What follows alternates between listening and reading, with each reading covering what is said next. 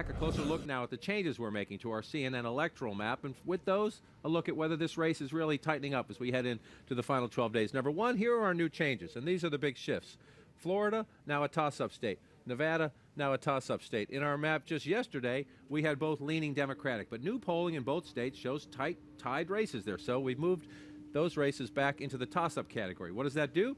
It downgrades Secretary Clinton. She's still at 272. That's enough electoral votes to win the presidency, but she's now below 300. So yes, this map looks better for Donald Trump today than it did yesterday, but he still faces an extraordinarily steep hill.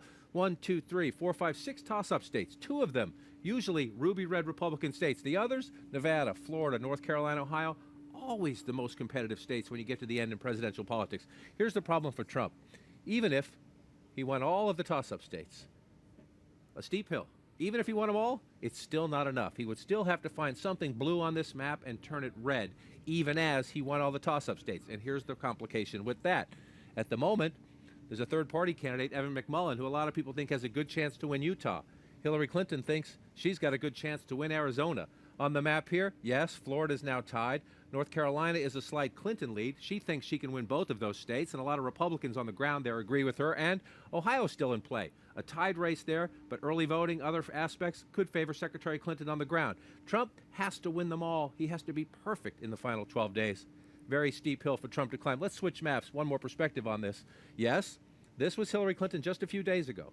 We were talking about a possible blowout, a 9-point lead in the poll of polls nationally. Now, it's a smaller lead. No doubt about it, a 6-point lead.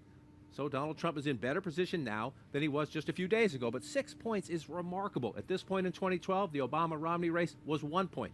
At this point in 2008, a big Democratic year, guess what? Then Senator Barack Obama's lead over Senator John McCain, just about the same. So even though the race is a little bit tighter, Secretary Clinton remains in a commanding position. Though, listen to her on the trail. She's telling her supporters, do not let up.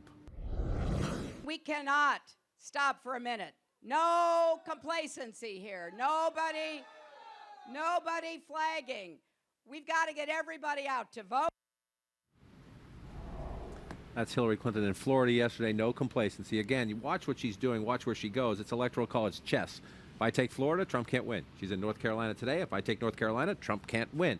One quick footnote before we start the conversation. I'm going to show you a picture. Her celebration on election night, her rally, they think it'll be a celebration, is at the Javits Center in New York, which happens to have a glass ceiling. Sign of confidence there, maybe? Absolutely. But at the end of the day, she is still trying to put together a coalition that she has no experience winning, right? Remember, the Clinton era of the 90s was much more about the white working class than the modern Democratic coalition. So Clinton trying to run up the score 80-20 among non-white and Hispanic voters, that's new for her. Clinton trying to win millennials the way that Obama did in 2008 and 2012, that's new to her. So there is still a little bit of, despite the obvious polling lead, despite the fact that Trump has never had a consistent lead in this race, what she's trying to pull off here is something that the Clintons have never done. One of the things Republicans are telling Donald Trump is if you want to have a chance to come back, start cutting a check. Start writing more money to your campaign, because even though right this week he's either matching or exceeding Clinton on television ads, he does not have anywhere near the money in the bank that she has as we go into the final 12 days. Here's Donald Trump yesterday telling CNN's Dana Bash, sure, I'm willing to spend more. Let me just tell you that I'll have over $100 million in the campaign. Hillary Clinton has nothing in the campaign. She's all special interests and donors, and they give her the money, and then she will do whatever they tell her to do. But I will have over $100 million in the campaign, and I'm prepared to go much more than that.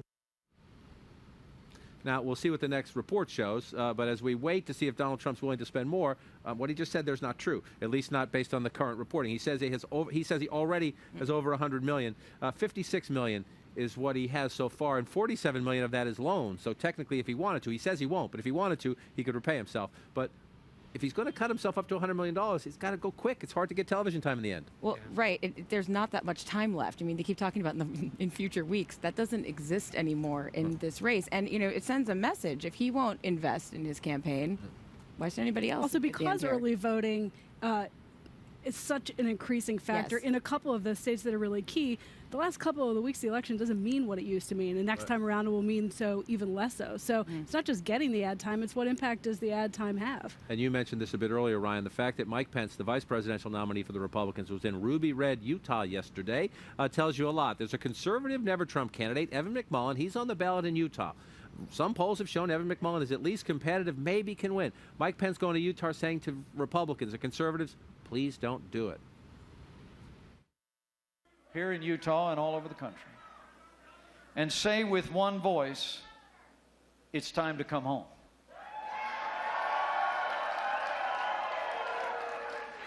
I want you to tell your Republican neighbors and friends, this is not the time to make a statement. This is our chance to make a difference.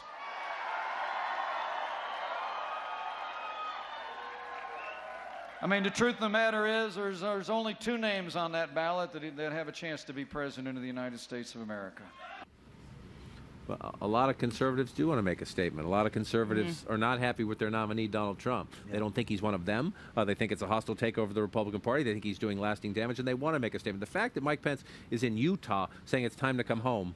Did you hear what he said there at the end? There are only two people on the ballot who could realistically be president. That's totally directed at Evan McMullin. Right. But to sound like the dad calling the prodigal son home is just, it just shows you what kind of shape they're in. And he's in Nebraska today because, of course, that's a state that splits their electoral votes by congressional district, and they're worried that one might slip I to think if Clinton. Mike Pence was on the ballot at the top of the ticket, it would be Absolutely. easier to make the case for Mormons in Utah to come home. They expressly He wouldn't be there Yeah. making the case, I would argue, Right. if he Wouldn't was have at to the top be. of the It's ticket. this combination of McMullin Yeah. appealing and Trump not appealing. Lou Dobbs, who works on paper for a news organization, but is part of the Let's Help Donald Trump. Sorry, Lou, former colleague, man I consider a friend, but talked about him as the Mormon Mafia. Tweeted about Evan McMullin saying he's part of Mitt Romney's Mormon Mafia. Evan McMullin was on with Kate and John Berman last hour, and he responded to that, and actually essentially saying, thanks for the help, Lou. And the Mormon Mafia attack has really picked up online, and you know, it's sort of, like I said, it's a silly thing. This is something that happens with Trump supporters or with the Trump campaign. They attack people based on their religion or race or who they are, their gender. This is what we stand against, and so I guess in a way it's sort of fitting that they would attack us for this.